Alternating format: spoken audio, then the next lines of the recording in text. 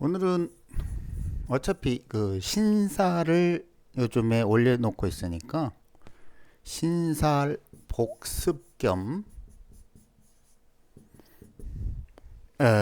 또 짝짓기 도화 복습 겸 요 시공간 순환도 자연 순환도로 그 이치를 좀 먼저 알아봅시다.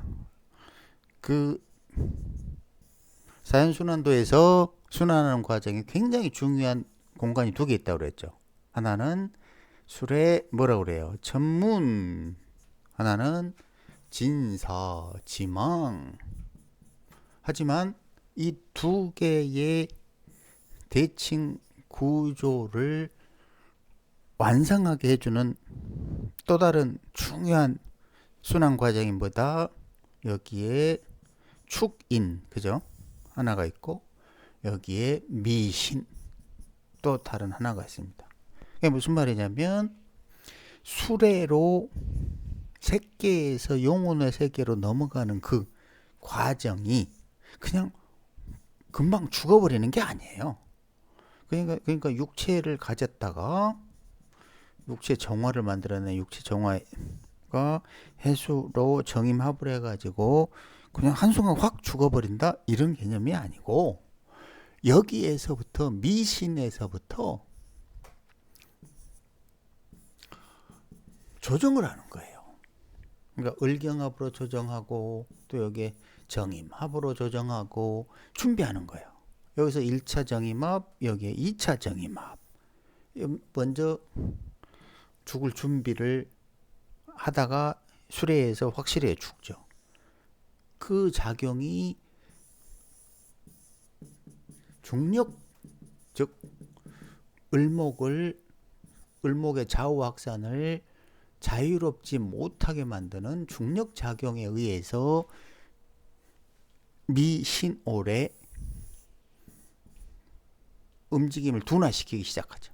그래서 술해에서 완전히 호흡을 멈추게 만들어버려요.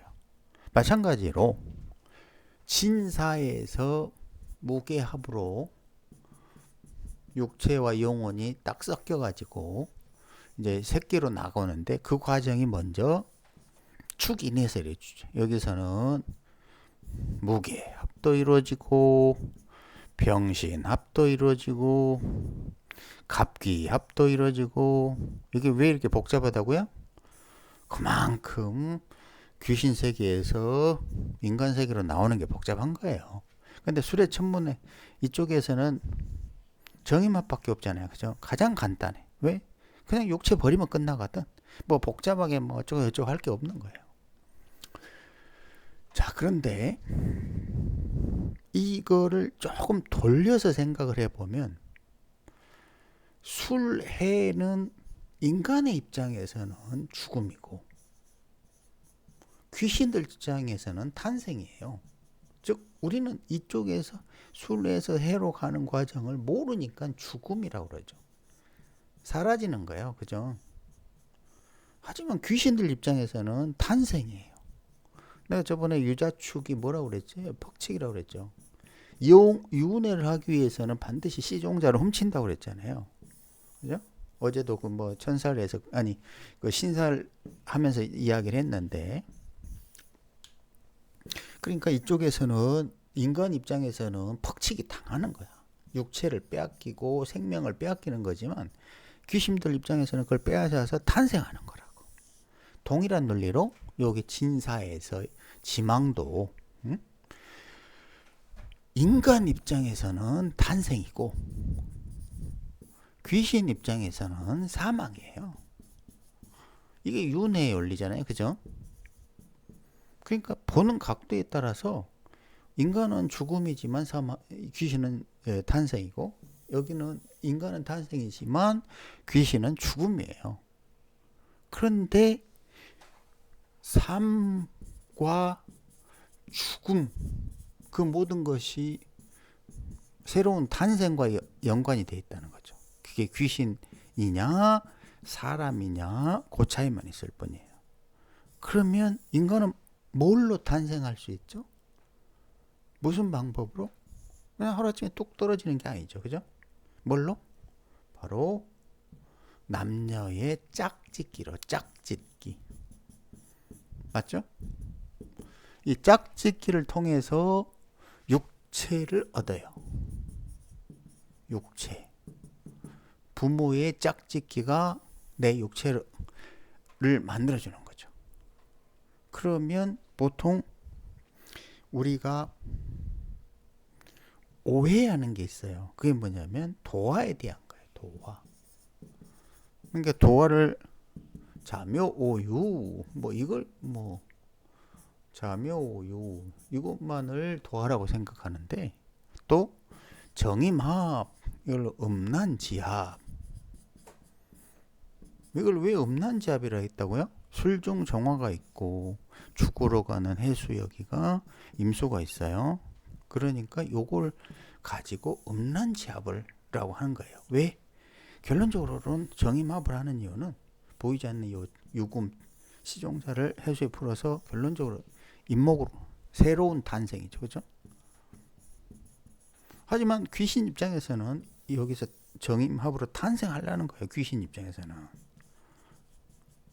귀신 입장에서는 짝짓기고, 인간 입장에서는 죽으러 가는 거고, 마찬가지예요. 진사도 여기서 분명하게 짝짓기가 일어나는 거예요. 그런데 좀 다르죠. 정임합을 음란지합이라고 하는 이유는 방금 이야기한 대로 임목을 하는, 탄생하기 위한, 말 그대로 육체를 얻기 위한. 하지만 여기 사화에서는 요 짝짓기는 열매를 맺기 위하여. 육체가 아니라 열매. 물론 기준점에 따라서 인간으로 보면은 육체를 얻는다고 할 수도 있겠죠. 어찌됐든 우리가 생각하는 도화라는 개념이 자묘오유, 특히나 자묘형은 탄생과 관련이 있기 때문에 이게 짝짓기고 세격이죠. 그죠? 정임합도 그런 개념이 들어가 있는 거예요. 그런데 그것보다 훨씬 강력한 짝짓기는 뭐다? 술해와 진사다. 이건 삶과 죽음을 넘나드는 거다. 고로 여기에서는 탄생을 위한 행위가 들어갈 수밖에 없다. 우리는 인간에게는 이런 과정이 뭘로 활용하느냐? 짝짓기로 활용한다. 이게 훨씬 더 강력한 도화살이다. 도화살. 자, 예문을 한번 봐봅시다. 자, 보세요. 오래전에 올려둔 건데 밤일 무지 잘하겠네 뭐 이런 제목으로 보면 여기에 사화 하나 있죠, 둘 있죠, 세 개나 있어요. 이렇게. 그러니 밤일 잘하겠네, 무슨 의미로 그런 표현을 했는지 모르겠지만 짝짓기의 달인 뭐 이런 개념이 되겠죠. 그죠? 그 다음에 또 봅시다. 하나만 더 봅시다. 이사주도 사화가 있죠. 병화도 있고 오화도 있고, 즉 동일한 오행이 하나 둘 세 개나 있죠. 물론 여기 임수, 수레에 임수가 있죠. 그러니까 어떻게 됐냐? 임인대원, 요 임수 바로 해수죠. 수레에 개미년에 몇 살이냐? 42세에 택시기사와 외도하였다. 이제 42세는 여기 사화의 궁이죠. 그죠? 그러니까 사화, 해수, 임수 이런 글자들이 짝짓기와 관련돼 있다. 오히려 자묘오유라는 도화살보다 훨씬 더 강력할 수 있다. 사화와 해수의 짝짓기가 오히려 훨씬 더 강한 도화살이 될 수도 있다.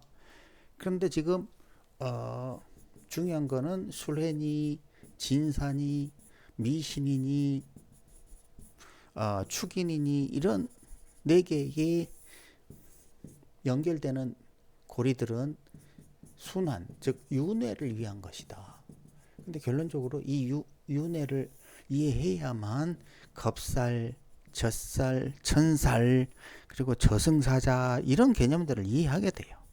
그래서 오늘은 요거를 이해를 해보자는 개념으로 복습을 한번 다시 해본 겁니다.